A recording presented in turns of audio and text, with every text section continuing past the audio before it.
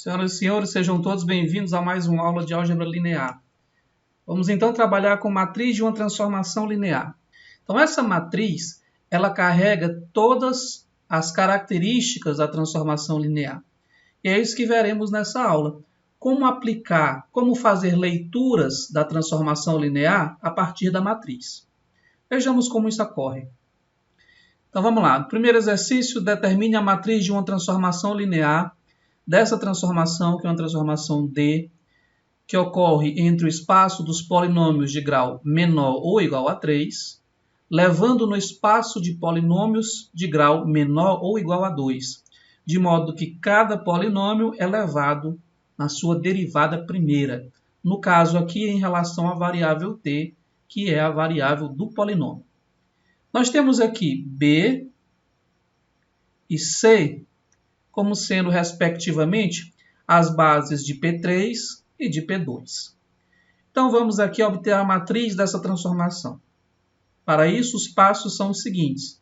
Eu calculo a imagem de cada um dos vetores da base do domínio e escrevo essa imagem a partir de coordenadas dos vetores da base do contradomínio. Faremos isso. Derivada de 1, que é o primeiro vetor da base canônica dos polinômios. D de 1, derivada de 1 é 0. Aí eu escrevo esse 0 como combinação linear desses vetores aqui. Ó. Como é que é o vetor 0 escrito como combinação linear desse conjunto C? Nada mais é do que o vetor 0 vezes o primeiro, 0 vezes o segundo e 0 vezes o terceiro. Portanto, as coordenadas da imagem são 0, 0 e 0. D de T. A derivada de t. Bom, a derivada de t é 1. Como é que eu escrevo 1 naquela base canônica dos polinômios? É 1 vez o primeiro vetor, 0 vezes o segundo e 0 vezes o terceiro. Portanto, as coordenadas são 1, 0, 0. Depois, a derivada de t ao quadrado. Quanto que é? É 2t. Como é que eu escrevo 2t a partir dos elementos da base C? 0 vezes 1, 2 vezes o t, e 0 vezes o t ao quadrado. Portanto, essas são as coordenadas da imagem do t quadrado.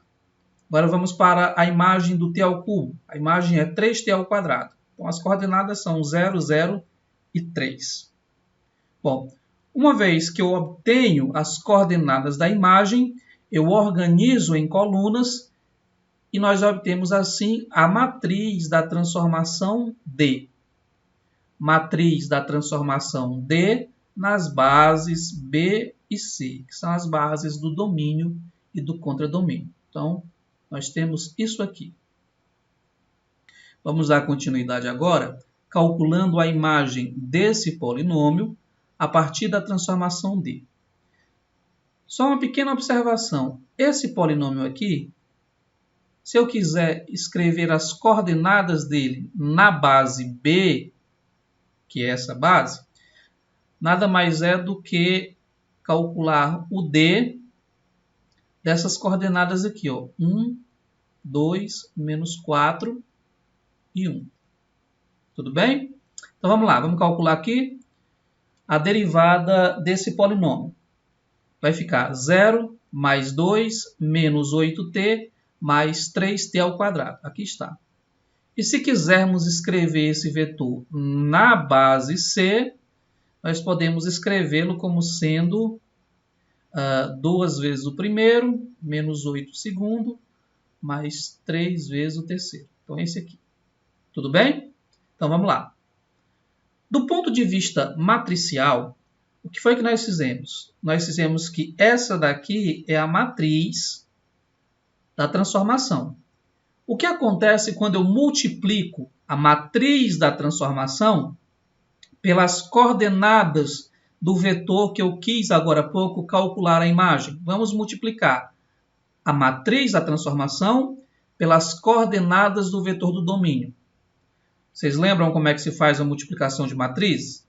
Se não, eu vou relembrar aqui. Ó. Nós sempre multiplicamos linha por coluna. Multiplicamos termo a termo, depois somamos as respostas. Tipo assim, ó, 0, esse 0, vezes 1 dá 0, 1 vezes 2 dá 2. E o restante dos produtos dá 0, né? Então, qual foi o resultado aqui? Deu só 2, né? Recapitulando, 0 mais 2 mais 0 mais 0. Então, dá 2. Vamos multiplicar agora a segunda linha. Tá? Multiplicando, então, a segunda linha pelo vetor coluna lá.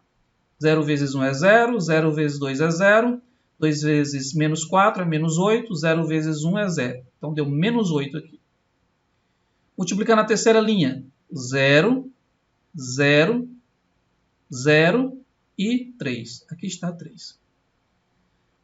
Notaram alguma semelhança? Perceberam alguma relação? Se não, vejamos. Ó. O que acontece quando eu aplico a transformação D nesse polinômio? Eu obtenho essa resposta aqui. Por sua vez, esse polinômio corresponde a essas coordenadas. Quando eu aplico D nessas coordenadas, eu obtenho essa. Então, quando eu ando via transformação linear, eu obtenho exatamente o mesmo resultado que eu obtenho quando eu faço a multiplicação da matriz da transformação pelas coordenadas do vetor do domínio. Olha aqui, a matriz da transformação multiplicada pelas coordenadas do vetor do domínio dá igual às coordenadas do vetor da imagem. Então, eu posso trabalhar via transformação linear, mas também poderia trabalhar via produto de matrizes por um vetor. Em resumo, se você ainda não enxergou, estou dizendo o seguinte. Para calcular a imagem de um determinado vetor via matriz, basta que eu multiplique a matriz da transformação linear pelas coordenadas desse vetor. O que foi feito no exemplo anterior nada mais é do que esse resultado aqui, que diz que as coordenadas da imagem são obtidas multiplicando a matriz da transformação pelas coordenadas do domínio. Então, tudo aquilo que está escrito lá corresponde a esse resultado aqui, tá? De uma maneira sintética. Uma outra aplicação de matrizes de transformação linear consiste em obter a relação entre produto de transformações lineares e produto matricial. Vejamos o seguinte exemplo. Considere P e Q dois operadores. Operadores são transformações lineares entre espaços de mesma dimensão. Considere P e Q dois operadores do R2. O P de xy, dado por essa lei de formação, x mais 2y e 0 na segunda componente. E o Q de xy é dado por x menos y e 2y. É claro que aqui eu posso fazer a composta ou o produto das transformações P vezes Q. Nós já sabemos como fazer isso, né? P vezes Q aplicado num vetor xy é igual, por definição, a P de Q aplicado no vetor xy. Aí você vem e substitui a lei de formação da Q. Qual é a lei de formação da Q? X menos y, 2x. Eu coloco aqui. Em seguida, eu aplico a transformação P nesse vetor dessa forma. Aqui, vou pegar a primeira, que é x menos y, e somar com 2 vezes a segunda. Então, ficarei com x menos y mais 2 vezes 2x. 4x mais x menos y. Então, vai ficar 5x menos y. E na segunda componente foi 0. Tá? Então, aqui nós tínhamos a transformação P, a transformação Q e aqui a transformação produto, ou composta nessa ordem P por Q. Tá?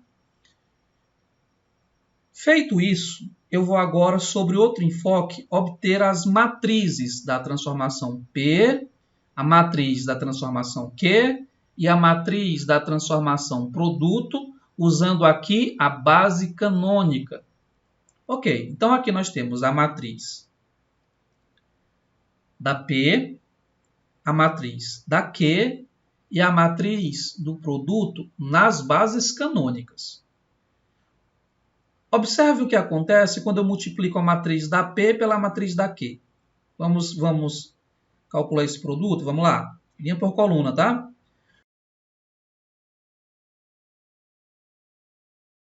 Dessa forma, o que ocorreu? Ocorreu que quando eu faço a multiplicação do operador P pelo operador Q, eu obtenho uma matriz que nada mais é do que a matriz do produto P vezes Q.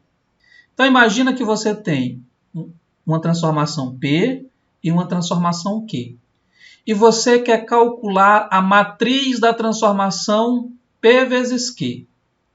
Ao invés de fazer a composta como eu fiz aqui, você simplesmente poderia fazer a multiplicação da matriz de P pela matriz Q nas mesmas bases. No caso aqui a base canônica.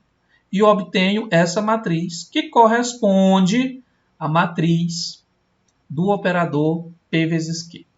Tá? Então, com isso, nós temos essa relação aqui, ó, que diz o quê? Que a matriz da composta B vezes A é igual ao produto da matriz da B vezes o produto da matriz da A. Isso considerando as bases às quais estão definidas as transformações. Para facilitar o trabalho, em geral, nós utilizamos a base canônica, mas isso não é uma coisa obrigatória. O quarto item tem a ver com a aula de hoje. E ele diz o seguinte: se T é inversível e B é uma base de V, então T a menos 1, que é a inversa, é linear. E mais do que isso, vale a seguinte relação. Vamos ler isso aqui direito? Diz o seguinte: a matriz da transformação inversa é igual à inversa da transformação da matriz. Olha que relação interessante. A matriz da inversa é a inversa da matriz.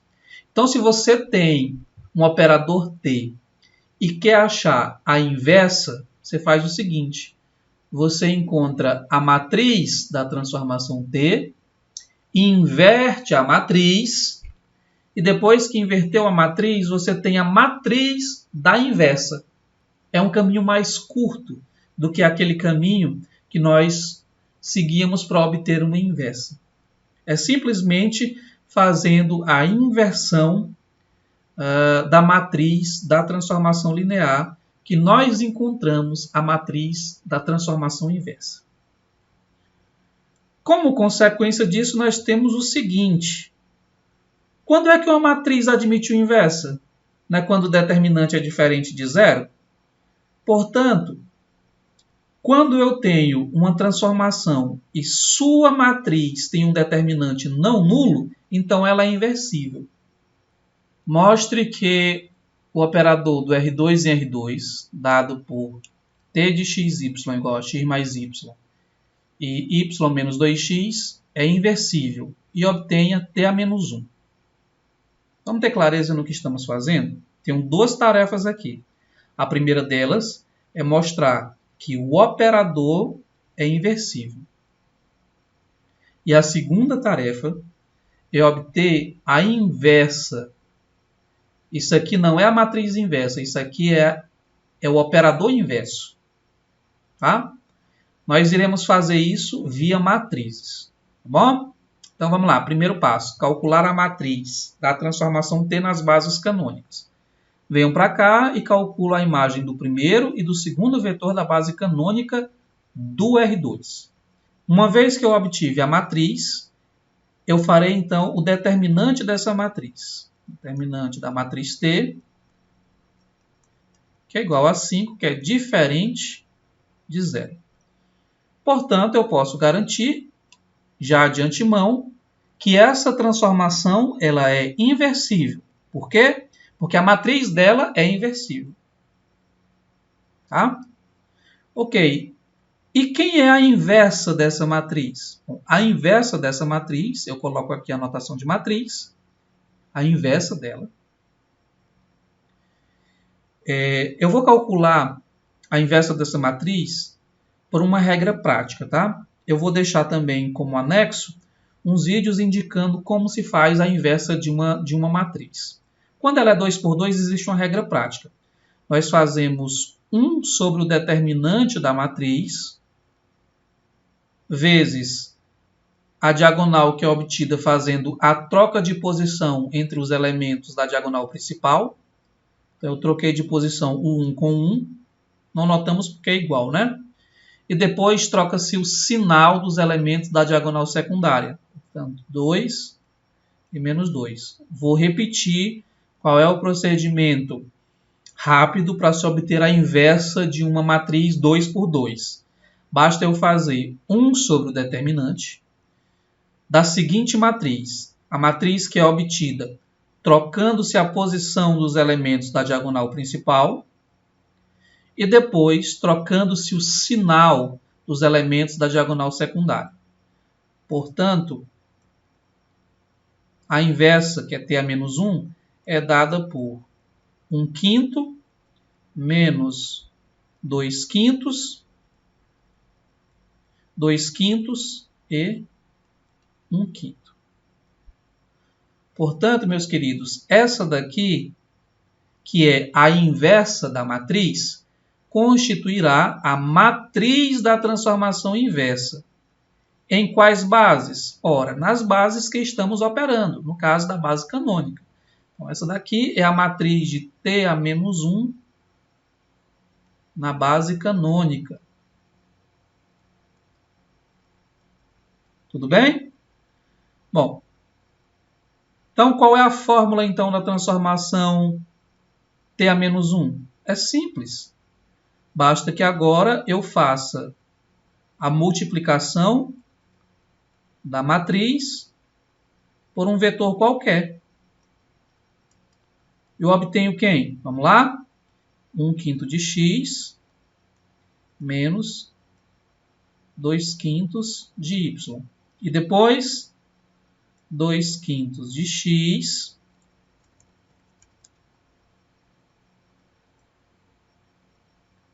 mais 1/5 de y.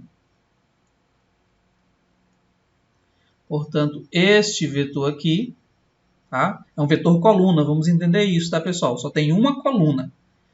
Ele constitui a lei de formação da transformação t a menos 1. Conclusão, t a menos 1 de xy é dada, então, por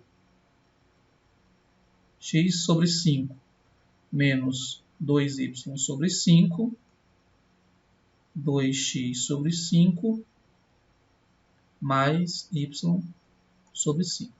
Então, essa é a transformação inversa. Ficou claro isso? Bem, com isso nós encerramos a nossa aula. Vou deixar uma lista de exercícios para que vocês trabalhem tudo isso. Então, um abraço e até a próxima.